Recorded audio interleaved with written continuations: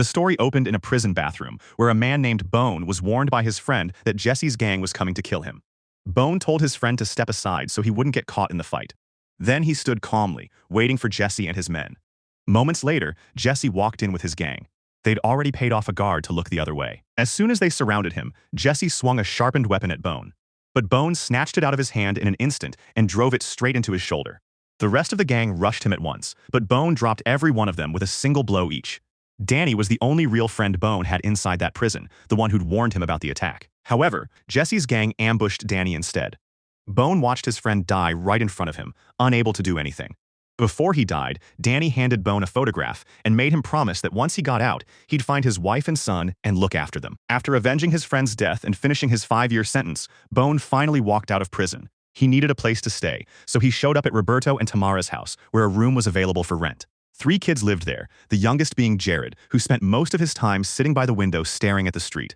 Bone hadn't picked this house randomly. He'd done his research and confirmed that Jared was Danny's son. All that was left now was finding Danny's widow.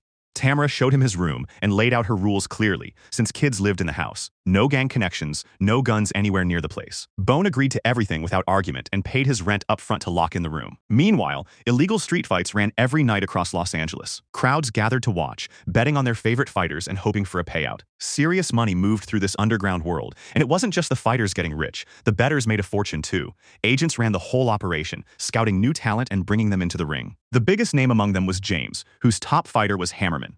That night, Hammerman was set to face a smaller, faster opponent named Cowboy. Speed alone wasn't enough against someone as brutal as Hammerman, though. Within minutes, Hammerman was beating Cowboy down badly, and just as he was about to finish him off, Pinball jumped in, stopped the fight, and declared Hammerman the winner. He handed over all his betting money to James, since his fighter had lost. After the fight ended, Pinball walked to his car and froze. Bone was already sitting in the back seat, waiting for him. Bone got straight to the point, saying he wanted to fight Hammerman and asked what it would take. He offered Pinball 40% of the winnings. But Pinball had already lost too much money that night. He told Bone he'd need to prove himself against smaller fighters first before earning a shot at Hammerman. Bone agreed, and Pinball took him straight to another agent, challenging his fighter on the spot.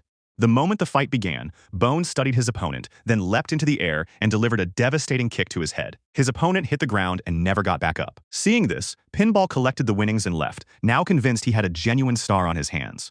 On the drive, Pinball started planning future matches. When Bone asked about the woman standing near James, Pinball warned him to stay far away from her, saying her name was Angela. He explained that Angela used to be married to someone else, but once James set his eyes on her, he framed her husband and had him sent to prison, then had him killed inside and swooped in as a comforting presence to make her his girlfriend. At the time, Angela was pregnant, and James forced her to give the baby up for adoption. After that, her whole life fell apart. Grief over losing her son pushed her toward drugs, and she slowly spiraled into addiction. Bone realized this was exactly the woman he'd been searching for, and to reach her, he'd need to get close to James.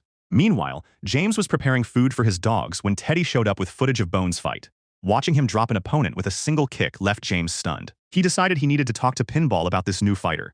Before that, though, he headed out to feed his pit bulls, bringing Teddy along. Suddenly, James ordered the dogs to attack Teddy.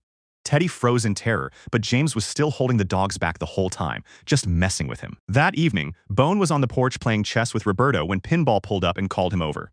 Before leaving, Bone beat Roberto at chess and collected his bet money, then left with Pinball.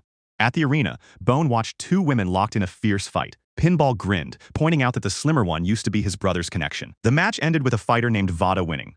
Afterward, Pinball approached the arena's top agent, Tattoo, and announced that his new fighter was the real deal, putting $5,000 straight on him. This time, Bone faced off against Gold Teeth and knocked him out with a single strike, just as easily as before. After that fight, word spread through the underground scene, and Bone became known as the one-hit fighter. When Pinball went to collect his winnings, Tattoo threw out a new challenge. If Bone was really this strong, he should take on 2 fighters at once, with double the payout if he won. Bone accepted without hesitation. He knocked one fighter out cold with a single kick, then finished off the second just as fast, even breaking his arm in the process, almost as an afterthought. Tattoo could barely believe what he was seeing, but he doubled the stakes again, this time throwing 3 fighters at Bone simultaneously. All 3 met the same fate within seconds. Furious after such a humiliating loss, Tattoo now owed $2,000 and refused to pay up, tucking the cash into his pocket and daring Bone to come take it if he had the guts. Bone walked straight toward him. Several of Tattoo's men tried to stop him, but Bone took them all down one by one. He finished by punching Tattoo hard, ripping the money straight out of his pocket. Watching all this, a woman named Verita was clearly impressed and handed Bone her number on the way out. As Bone and Pinball got into the car, Pinball couldn't stop praising him. Suddenly, Tattoo showed up with a machine gun and opened fire on them. Pinball floored the gas immediately, and luckily, both of them escaped without a scratch. After that night, Bone and Pinball started making serious money on the street fighting circuit. Outside the ring, Bone spent most of his time training in martial arts, but his real focus never wavered from his target. His unique fighting style kept turning heads, and his reputation as an unbeatable fighter spread fast through the underground world. One night, coming home late, Tamara noticed a cut on Bone's forehead and bloodstains on his shirt. Worried, she sat him down to clean and bandage his wounds. While talking, she mentioned she had to wake up early to make breakfast for the kids before heading to work, and that the children weren't actually hers, though she tried her best to raise them well. Bone brought up Jared again, the boy who was always at the window.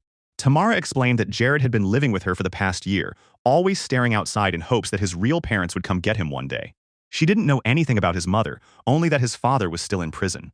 Bone, of course, knew exactly who Jared was. He was Danny's son. The next evening, Tamara looked out the window and saw Bone teaching Jared some martial arts moves. A smile spread across her face, glad to see a bond forming between them. Meanwhile, James kept becoming a problem for everyone around him. This time, his target was a woman named Monique, accused by one of his men of betraying him. James's people came after her. Monique knew James wouldn't give her any chance to explain herself, so she ran for her life, trying to climb over an iron railing to escape. But before she could get away, James floored his car straight into her, crushing her instantly, splattering blood across his windshield. As he drove off, he noticed Roberto watching nearby and suspected he might have seen everything. Finally, the fight Bone had been building toward arrived, his match against Hammer. Before entering the ring, Hammer took his usual dose of drugs to boost his strength and speed. Pinball made a deal with James and announced it as the biggest fight of the night. The two fighters faced off in the ring. Hammer came out swinging hard right away, but Bone dodged most of his attacks and landed several powerful counterpunches. Soon, Hammer collapsed to the ground, badly beaten. He got back up, but this time, Bone unleashed a relentless combination of punches and kicks that finally put him down for good, securing another impressive win. Once the fight ended, Pinball went to collect the winnings while James approached Bone directly, praising his skills, saying he'd never seen a fighter like him in his entire life.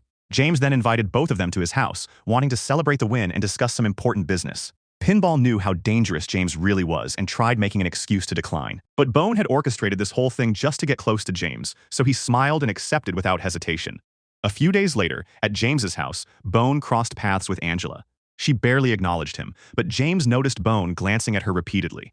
While Pinball went to grab a drink, James led Bone into his martial arts training room. There, he talked about his deep respect for true fighters, insisting a real warrior stayed clean in both body and mind, which was why he never touched alcohol or cigarettes. He set himself apart from the other criminals around him, complimenting Bone the same way. Then he showed off his sword collection and asked if Bone knew swordplay. Bone lied, saying he only fought with his hands. Eventually, James got to his real point. He brought up a wealthy man named Franklin Mack, manager to one of the deadliest fighters in the world, Price. Price looked completely ordinary, nothing menacing about his face at all, but inside the ring, he was a killer, having already ended 4 fighters' lives and earned the top ranking in the world. James explained that challenging Price required a $5 million payment, and he was willing to put up the entire amount, as long as Bone agreed to fight for him. He promised that beating Price would set Bone up for life, no more work ever needed. Bone gave no immediate answer, only saying he'd think it over. After the meeting, James spotted Angela searching through a drawer. He walked over with a small bottle containing the exact drug she was looking for. Holding it up, he told her she'd need to do something for him first if she wanted it back. His real plan was to use Angela to pressure Bone into accepting the fight. Angela refused outright, saying she wouldn't be used like that. James threatened her, forcing the issue, and out of fear for her life, she eventually called Bone into her room. The moment he stepped inside, she pointed a gun at him. Before she could fire, Bone calmly pulled out the old photograph and told her that before Danny died, he'd made Bone promise to always look after his wife and son. Seeing the photo of her old family, Angela started shaking, visibly unwell. She asked how Bone had known Danny, and he told her the whole story. Once she understood the truth, Angela shared her own pain, revealing that she knew James had deliberately gotten Danny imprisoned just to have her, and that she'd been threatened that both Danny and their son would be killed if she didn't comply. All these years, she hadn't even known if her son was still alive. Bone reassured her, saying he knew everything about her son and would reunite them when the time was right. The two eventually walked out of the room, where James was waiting. Bone told him he wanted to take Angela with him for a few days. James agreed, on the condition that Bone commit to fighting for him in return. Bone accepted, and James told Angela to pack her things. That same night, Bone took her directly to a rehabilitation center, promising that once she got clean, he'd reunite her with her son. The next morning, James arrived at Franklin's mansion with the $5 million, ready to lock in Bone's fight against Price. After a lengthy discussion, Franklin agreed, but warned James that if his fighter underperformed or the match got canceled for any reason, he'd send him right back to the poverty he came from. Franklin said his special guests would arrive in 3 days, and Bone needed to be fully prepared by then. That night, when Bone got home, he was met with a horrifying scene. Police cars lined the street, and Roberto's body lay on the ground while officers investigated the scene. Bone rushed straight to Tamara's room to check on her. Crying, she explained that the man had set 2 pit bulls loose on Roberto, who'd been mauled to death, fighting for his life until the very end. Bone did his best to comfort her, and that night, the two stayed together in the same room so she wouldn't be alone. The next morning, they woke up to find James sitting with Jared. Tamara panicked and quickly took Jared out of the room. James announced happily that he'd fixed the fight, but Bone flatly refused, clarifying that he'd only said he'd think about it, never agreed, and now he'd made his decision not to fight.